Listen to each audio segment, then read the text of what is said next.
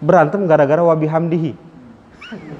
Yang betul ruku itu subhana rabbiyal azim tanpa wa bihamdihi kata dia. Yang betul pakai wa bihamdihi. Akhirnya yang jadi imam itu kebetulan yang pakai wa bihamdihi kesempatan ini kata dia. Nah, pas ruku dia kerasin subhana rabbiyal azim wa bihamdihi kata dia. Kan panas belakangnya. Dia juga nggak habis pikir, nggak kurang pikir gitu. Balas dendam.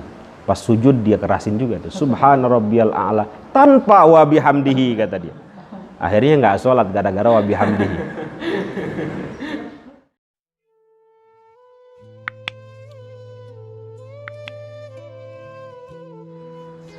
Satu lagi tadi nggak disampaikan. Dai itu harus paham perbedaan pendapat. Nah, bagaimana bersikap dalam perbedaan pendapat? Banyak, mohon maaf ya. Ini antum catat. Orang itu ekstrim. Ekstrim, tahu ekstrim? Pemikirannya ekstrim, keras, mutasyaddid. Itu karena dia tidak bisa memahami, memilah ini furu apa usul. Kadang dia membawa masalah furu, masalah cabang kepada masalah prinsip usul. Ya jadinya ekstrim. Sebaliknya orang liberal ya. Liberal, tahu liberal? Itu seringkali membawa masalah usul kepada masalah furu. Sudah jelas Nabi itu akhirul anbiya, penghujungnya para nabi dan rasul. Dia katakan, oh makna khotam di situ cincin katanya, bukan akhirul anbiya. Ya marah semua orang. Itu masalah usul. Ada orang mengatakan Sayyidina Ali itu Tuhan. Syiat gulat itu. Ya marah. Orang Islam kan. Orang ekstrim itu karena membawa masalah cabang kepada masalah prinsip usul. Orang menjadi liberal karena membawa masalah usul kepada masalah furu. Nah, itu seorang dai harus paham. Kalau masalah furu, oke, saling menghormati. Kunut furu apa usul? Kunut. Furu, ya sudah, saling menghormati. Wong imam madhab aja beda-beda pendapatnya. Imam Syafi'i sunnah, Imam Abu Hanifah bid'ah. Yang lain kunut hanya ada kunut witir saja dengan kunut nazilah misalnya, dan seterusnya. Jadi kunut subuh nggak ada. Itu kan masalah furu saja. Apa dalam bahasa ulama itu nata'awan fi mattafaqna wa nata'adzar fi makhtalafna. Itu ayo kita saling gotong royong dalam hal-hal yang prinsip, yang usul, saling hormat dalam masalah furu. Jangan sampai kayak orang mana itu, orang Garut apa orang mana, berantem gara-gara wa bihamdihi. Yang betul ruku itu subhana rabbiyal azim tanpa wa bihamdihi kata dia. Yang betul pakai wa bihamdihi. Akhirnya yang jadi imam itu kebetulan yang pakai wa bihamdihi kesempatan ini kata dia. Nah, pas ruku dia kerasin subhana rabbiyal azim wa bihamdihi kata dia. Kan panas belakangnya. Dia juga nggak habis pikir, nggak kurang pikir gitu. Balas dendam. Pas sujud dia kerasin juga tuh subhana rabbiyal a'la tanpa wa bihamdihi kata dia. Akhirnya nggak sholat gara-gara wa bihamdihi. Padahal kan nggak pakai wa bihamdihi pun nggak apa-apa, nggak baca pun nggak apa-apa, wong sunnah aja gitu. Yang rukun kan rukunya. Kalau madhab Syafi'i tambah tumaninah. Antum nih misalnya nggak tahu bacanya apa, ruku saja begitu sah sholatnya. Tambah madhab Syafi'i rukun tuma'aninah biqadri tasbih itu ya. Jadi jangan kayak lumba-lumba, ya nggak sah sholat. Misalnya nggak tahu sama sekali, itu masalah furu. Orang seneng berantem masalah itu. Makanya saya ngomong di mana-mana, mohon maaf ya, antum catat dalam hati. Yang menyebabkan orang masuk ke dalam surga itu akidah masalah tauhid. Makanya Nabi Ibrahim itu serius banget kan masalah tauhid kan.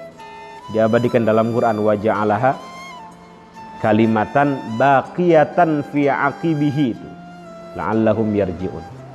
Jadi Nabi Ibrahim berupaya bagaimana kalimat la ilaha illallah itu bisa terus ada di keturunannya itu. Gini loh, dengan la ilaha illallah, orang kafir, orang yang sebelumnya ahli maksiat, ahli zina, ahli mabuk, itu bisa dihapus dosa-dosanya karena la ilaha illallah.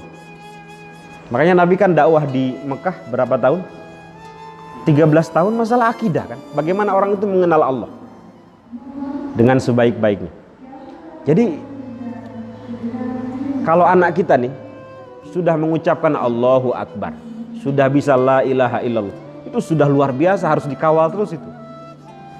Itu yang menyebabkan orang masuk surga itu. Ya tapi kalau antum banyak dosa ya terpaksa direbus dulu ya. Tapi selama ada itu, walaupun antum misalnya sedikit ya, adanya sedikit, sebesar biji zarrah, biji sawi, insya Allah masuk surga itu. Ya mudah-mudahan gak masuk neraka ya. Masuk neraka ya 1 detik gosong antum. Maka kalau habis sholat jangan Allahumma lantas jalan, wa ilaikal ngacir, jangan. Mau ngapain emang ya? Ustadz kebelet, ternyata minum doang ke sana.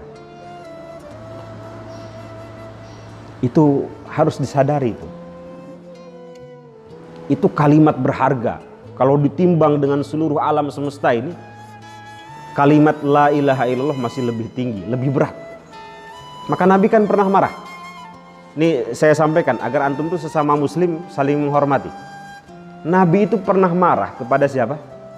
Sayyiduna Usamah bin Zaid radhiyallahu anhuma ya. Usamah bin Zaid. Dulu ada satu perang, Nabi ngirim pasukan, lagi berkecamuk, orang kesana kemari, tiba-tiba ada musuh lari dikejar sama Usamah. Mau kemana kamu? Dikejar, terdesak. Mau kemana kamu? Dia mengatakan la ilaha illallah. Kemudian temannya Usamah itu bilang, jangan dibunuh, sudah mengucapkan la ilaha illallah. Tapi Usamah nggak percaya, tetap dia bunuh, dia tebas itu.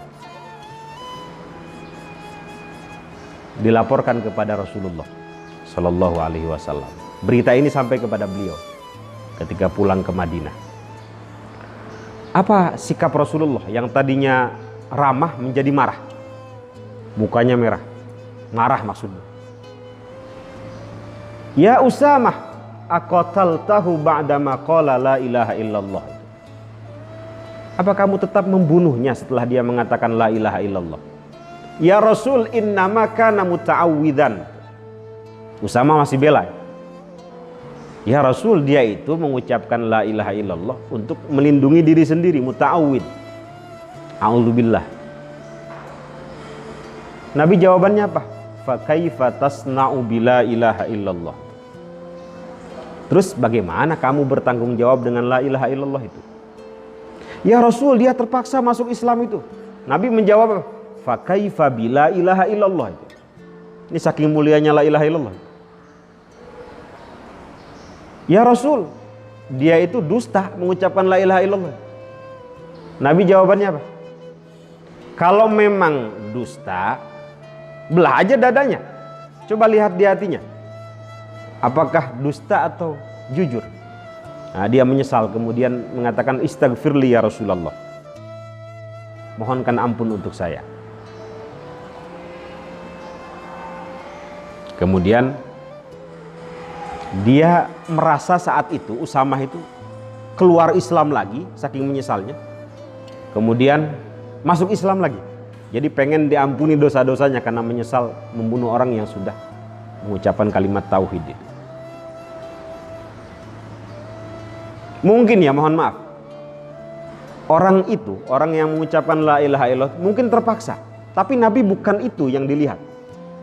Nabi itu melihat sesuatu yang keluar dari lisannya, kalimat agung, kalimat tauhid.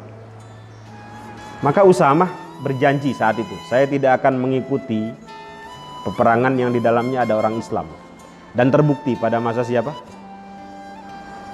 Sayyidina Muawiyah dengan Sayyidina Ali, perang apa itu? Siffin. Itu Sayyidina Usama nggak ikut. Perang Jamal dengan perang Jamal, siapa? Sayyidina Ali dengan Sayyidah Aisyah juga nggak ikut. Karena khawatir membunuh orang yang sudah mengucapkan kalimat tauhid. Maka dalam Islam 3 hal yang harus dijaga selama dia muslim. Pertama apa? Damuhu, darahnya. Kedua, irduhu, kehormatannya. Ketiga, maluhu, hartanya. Nggak boleh dijamret, nggak boleh dikorupsi, nggak boleh dimaling, nggak boleh dicuri, nggak boleh digosok. Hartanya harus dijaga, nggak boleh digosok. Punya kawan saya, nggak apa-apa dah nggak bilang, uli maridohu kata dia. Punya kiainya diambil, uli maridohu kata dia. Nggak, harta itu harus dijaga. Apa yang pertama? Darahnya. Kecuali dengan hak Islam ya. Dia berzina dengan tetangganya misalnya, boleh dialirkan darahnya. Kemudian membunuh dengan sengaja, boleh dialirkan darahnya dengan hak Islam. Atau dia murtad, dalam hadis ada 3 itu. Selebihnya nggak boleh. Jadi selama dia muslim, 3 hal itu harus dijaga. Kehormatan nggak boleh direndahkan. Ini gara-gara furu saja antum berantem sampai nggak mau nyapa. Mana Islamnya mana? Katanya al-muslimu man salimal muslimu min lisanihi wa yadihi. Nah ini yang antum harus pahami. Jadi pandangan antum tuh la ilaha illallah aja udah. Beda itu ya udah, dia masih teman kita kok. Antum pernah baca satu ayat dalam surat At-Taubah itu. Wal mu'minuna wal mu'minatu ba'duhum awliya'u ba'd. Coba diulang. Wal mu'minuna minatu ba'duhum awliya'u ba'd. Artinya apa? Mukmin laki-laki dan mukmin perempuan itu satu sama lain aulia wali. Jadi sesama muslim itu wali. As-su'al ma maknal wali? Wali itu apa? Wali itu pelindung, penjaga, pengasih. Jadi harus saling mengasihi. Kalau kata Gusmus, bolo katanya. Apa itu bolo? Bukan konco. Bolo itu diddul adu, kata beliau. Antonim daripada musuh. Ini musuh apa bolo? Musuh, der, tembak. Ini bolo apa musuh? Bolo, jangan ditembak. Kalau antum menembak bolo ya, itu sama saja antum masukin bola ke gawang sendiri, bunuh diri itu namanya. Jadi bolo itu apa? Diddul adu. Jadi antum memandang sesama muslim itu bi'ainir rahmah, dengan pandangan kasih sayang. Itu sifat dai begitu.